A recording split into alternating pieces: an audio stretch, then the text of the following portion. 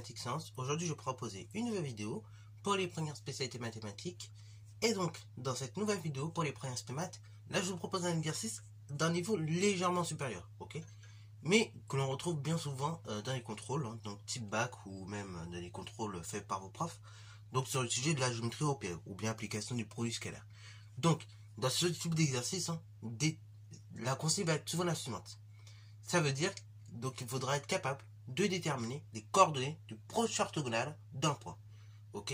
Sur la droite, dont on vous donne l'équation cartésienne, et on vous donne justement les coordonnées du point, dont il faut déterminer après son proche orthogonal. Ok? Bravo.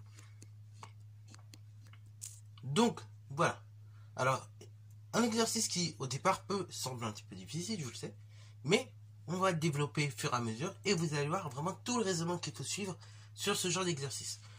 Parfois, dans certains livres, on va retrouver ce type d'exercice, mais décomposé. C'est-à-dire qu'on va vous proposer 4 voire 5 questions pour décomposer vraiment cet exercice, ok? Et y arriver tout de même.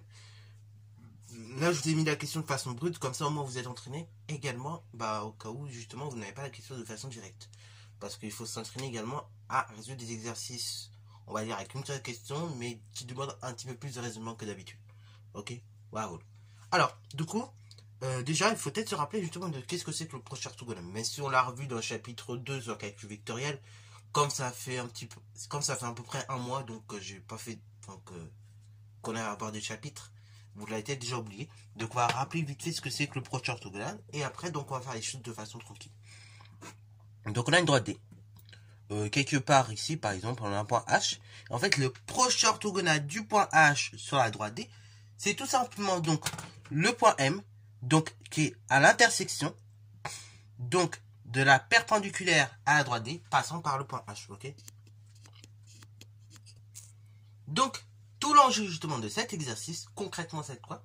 C'est finalement de déterminer les coordonnées du point d'intersection entre la droite D et la perpendiculaire à la droite D, passant tout simplement par ce fameux point H, ok?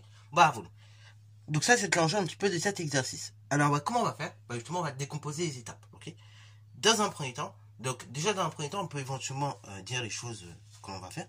Donc, cette droite-là, donc la droite qui va passer par notre point M ici dans notre exemple, et qui sera justement perpendiculaire à la droite D, puisqu'il s'agit de déterminer le proche orthogonal de M sur cette fameuse droite D, on peut la noter D'. Donc, justement, on note D', la droite, donc qui est tout simplement perpendiculaire à notre fameuse droite D, passant par ce fameux point M. Donc passant par M, de coordonnées, on a dit moins de 5. Ok? Ça, c'est la première étape. Ensuite, deuxième étape, ça va être tout simplement de déterminer un vecteur normal à la droite. Là, très facilement. Déterminer vecteur normal à la droite D, et là, il suffit de prendre l'équation cartésienne, et donc, avec cette équation cartésienne, on détermine de façon très rapide ce vecteur normal. Donc, deuxième des choses, donc on détermine donc un vecteur normal AD. Donc ici on a, regardez, le nombre juste à côté de x, donc ici c'est la valeur de A. Donc le nombre juste à gauche de x il vaut 2. Et B, le nombre juste à gauche tout simplement de y. Attention, on fait une fois y par arriver à y, mais comme il y a un moins, du coup, il va valoir moins 1. Donc A, il vaut 2, B, il vaut moins 1. Donc N a pour coordonnée la chose suivante, 2, moins 1. Ok, voilà, c'est la valeur de A en abscisse et la valeur de B en ordonnée. Maintenant, donc, on a déterminé le vecteur normal à la droite. On a tout simplement dit comment on allait appeler cette fameuse droite D, enfin la droite perpendiculaire à la droite D. Donc on a dit D'. Maintenant, là, le plus gros du travail, c'est de déterminer justement l'équation cartésienne de cette fameuse droite D'. Donc, on sait que le vecteur N, il est normal à notre fameuse droite D. Ok? Ce qui veut dire qu'il est un vecteur directeur de la perpendiculaire à la droite D. Ok? Donc, à partir de ce fait, maintenant, on va retrouver comme ça l'équation cartésienne de la droite D. Ok? Deuxième des choses, on sait que la droite D' également, il y a un point qui est dessus. Et donc, de là, on va pouvoir retrouver l'intégralité de cette équation cartésienne. Ok? Donc, c'est parti mon kiki. Donc, étape suivante, on détermine. Donc, tout simplement, une équation, je rappelle, hein, on peut avoir plusieurs équations cartésiennes pour le même droite. Donc, on détermine une équation cartésienne, donc, de D'. Là, pareil, je ne précise pas c'est quoi D', hein, on l'a dit au tout début. Il s'agit de la perpendiculaire à D passant par le point M. Ok? Bravo. Donc, pour y arriver, on va dire que N est normal, tout simplement, à D. Donc, N est un vecteur directeur, donc, de cette fameuse droite perpendiculaire, qui est D'. Ainsi, donc là, on va pouvoir redéterminer deux choses. On a donc la chose suivante. Donc, regardez, pour passer maintenant du vecteur directeur à l'équation cartésienne, maintenant, on se rappelle de la fameuse formule qui est la suivante, que je vais écrire quelque part ici. Donc, si j'ai une équation, par exemple, si j'ai un vecteur U, qui est un vecteur directeur d'une droite, donc ses coordonnées, ça sera moins B. A. Et bien, pour avoir l'équation cartésienne, c'est simple. Le nombre qui en a ordonné, ce sera la valeur de A, donc du nombre, à côté de X. Et après, donc, pour avoir le nombre à côté de Y, en fait, ce sera l'opposé de l'abscisse du vecteur directeur. C'est-à-dire l'opposé de moins B, ce qui est plus B. Donc, BY, et après plus C égale 0. Donc, la valeur de C, après, pareil, sera déterminée à l'aide justement d'un point appartenant à la droite. Ok? Ici, notre fameux point M. Ok? Donc, on va s'en servir après. Donc, ainsi, on a la chose suivante. Donc, le vecteur N, on a déterminé ses coordonnées, c'est 2, 1. Ainsi, donc, on a tout simplement la valeur de moins B, qui est égale à 2, équivaut donc à B égale à 2, moins 2, l'opposé de 2. Hein. Et après, donc, on a A égale moins 1. Donc, l'équation cartésienne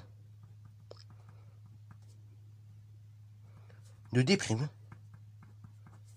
est de la forme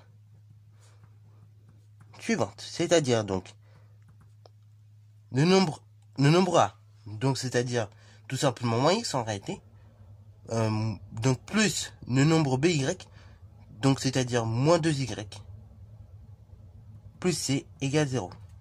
Et justement, on va servir de ce fameux point C, de ce fameux point M. Or, justement, regardez, or, M de coordonnées moins 2, 5, appartient à la droite D. Équivaut donc à la chose suivante. Ça équivaut donc tout simplement à moins XM, moins 2YM, plus C égale 0. Équivaut donc à la chose suivante. Donc l'opposé de l'abscisse de M, c'est-à-dire donc tout simplement l'opposé de 2, de moins 2, c'est-à-dire 2, moins donc 2 fois l'ordonnée donc de M, donc moins 2 fois 5, plus C égale 0. Équivaut donc à la chose suivante, ça fait donc 2, moins 2 fois 5, moins 10, plus C égale 0. Équivaut donc à la chose suivante, on va tout bien réduire, moins 2, moins 10, ça fait moins 8, plus C égale 0. Équivaut donc à la chose suivante, C égale 8. Ok, bravo.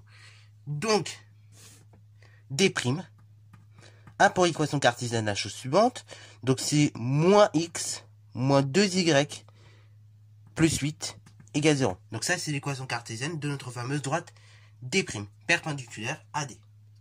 Bon, on arrive à cette étape-là. Donc on a déterminé justement les coordonnées, on a déterminé l'équation cartésienne de D', donc la droite perpendiculaire à D, passant par notre point M. Et bien maintenant, qu'est-ce que je veux faire? Parce que je veux les coordonnées donc du point d'intersection entre D et D', sachant que D et D' sont perpendiculaires. Voilà, qu'est-ce qu'on va faire concrètement? On a l'équation cartésienne de la droite D, on a l'équation cartésienne de la droite D'.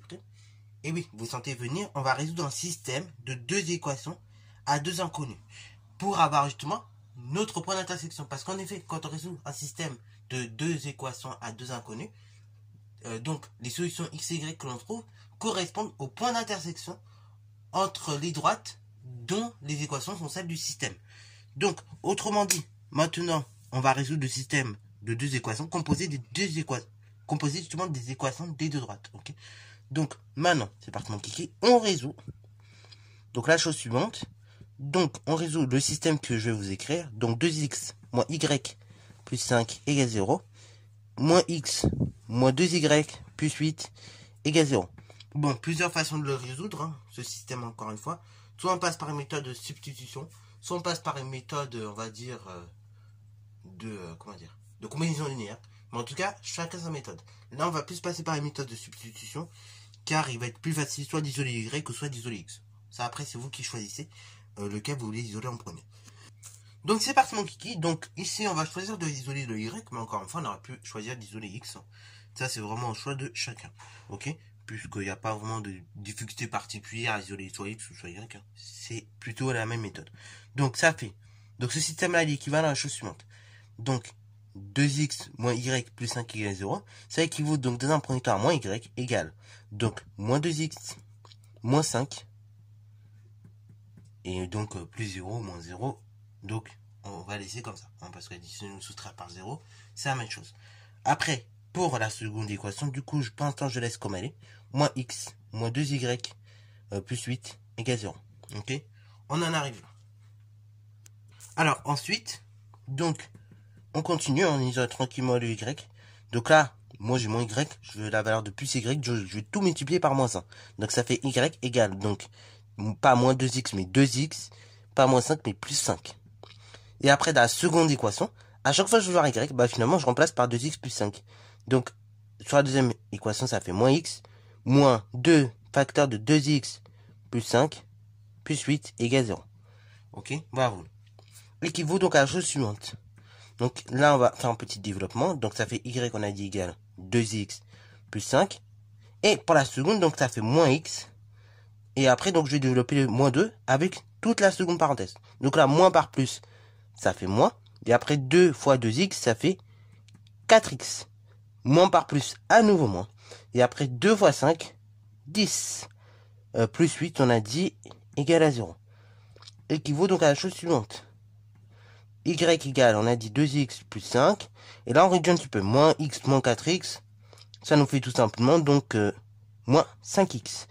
Moins 10 plus 8, ça nous fait tout simplement moins 2 égale 0.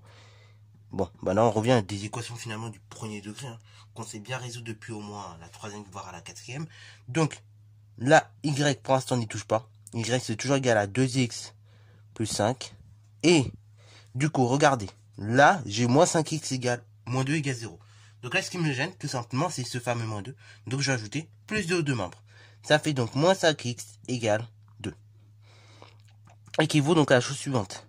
Donc, pour l'instant, les y, j'ai dit, je n'y touche pas. Y égale toujours 2x plus 5. Et après, donc là, j'ai moins 5x égale 2. Moi, je veux la valeur d'un seul x. Donc là, comme j'en ai moins 5, je vais diviser de part et d'autre par moins 5. Donc ça fait x égale moins 2 cinquième. Ok, moins 2 que je divise par moins 5, hein, comme on a dit. Bon, maintenant, j'ai la valeur de x. Et bah, la valeur de x que j'ai trouvée, je vais le remplacer dans l'expression de y en haut. Et comme ça, je trouverai y. Donc, équivaut à la chose suivante. Y est donc égal à la chose suivante. 2 fois x, c'est-à-dire 2 fois moins 2 cinquièmes, plus 5. Et x égale, on a dit toujours, moins 2 cinquièmes. Équivaut donc à la chose suivante. Donc là, moins par plus, ça fait moins. Donc, y égale moins, tout simplement, 4 cinquièmes. Hein, je rappelle que quand j'ai une multiplication de fractions et une addition, c'est la multiplication qui est prioritaire. Et quand je multiplie deux fractions, d'abord je multiplie du signe, hein, donc moins par plus, on a dit moins. Et après 2 fois 2, je multiplie les numérateurs ensemble, ça fait 4. Et après, bah 2 c'est comme 2 sur 1. Donc finalement, c'est comme si on avait 1 fois 5, donc 5. Donc 4 cinquièmes plus 5. Ou bien on peut mettre directement sur 5, donc ça fera 25 cinquièmes. Et pour la valeur de x, du coup, x égale toujours moins 2 cinquièmes. Équivaut donc à la chose suivante, donc la petite addition de fractions très classique, hein. Donc y égale à la chose suivante, donc moins 4 cinquièmes plus 25 cinquièmes, hein. Donc là on est tout et en cinquième, c'est nickel, on peut additionner. C'est pour ça que j'ai fait l'effort justement de mettre en cinquième directement dès le départ, parce qu'à un moment donné il fallait tout mettre au même dénominateur. Et après donc moins 4 plus 25 ou 25 moins 4 comme vous voulez, ça fait d'une manière ou d'une autre 21. Donc y égale 21 cinquièmes et x égale moins 2 cinquièmes. Donc ça veut dire quoi ici? X égale moins 2 cinquièmes, Y égale 4 cinquièmes, 21 cinquièmes. Ça signifie que nos deux droites, dont les équations sont celles du système, donc nos deux droites, ici D et D', se coupent au point d'intersection XY, c'est-à-dire au point d'intersection moins 2 cinquièmes, 21 cinquièmes. Or, ces deux droites, on a dit qu'elles étaient perpendiculaires. Elles étaient perpendiculaires et en plus, elles passent par notre fameux point M. Donc, en fait, ce point où les deux droites vont se couper, bah, finalement, ce point-là, on appelle ça le proche orthogonal, ok? Et donc, parce qu'en effet, un proche orthogonal, je l'ai rappelé au tout début, c'est tout simplement l'intersection entre la perpendiculaire à droite, donc passant par le point souhaité, et donc la droite elle-même, ok? Bravo. Et donc, ce point-là, c'est le proche orthogonal qu'on peut noter, donc ici, H, hein? Donc, H proche orthogonal du point M sur D, et bah, tout simplement à les coordonnées suivantes.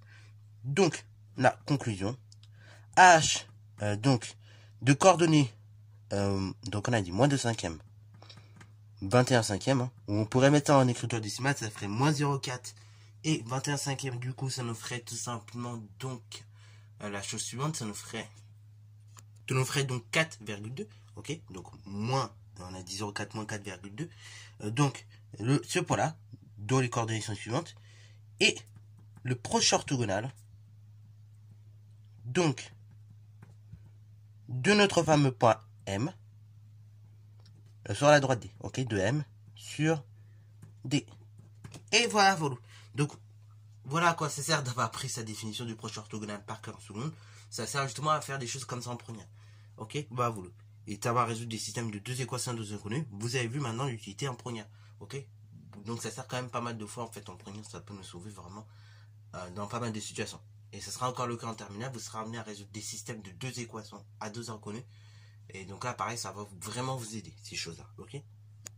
Et voilà, voilà, sur ce, c'est la fin de cette vidéo. J'espère qu'elle t'a plu. Si c'est le cas, n'hésite pas à la liker, commenter et bon instant en mathématiques et en sciences.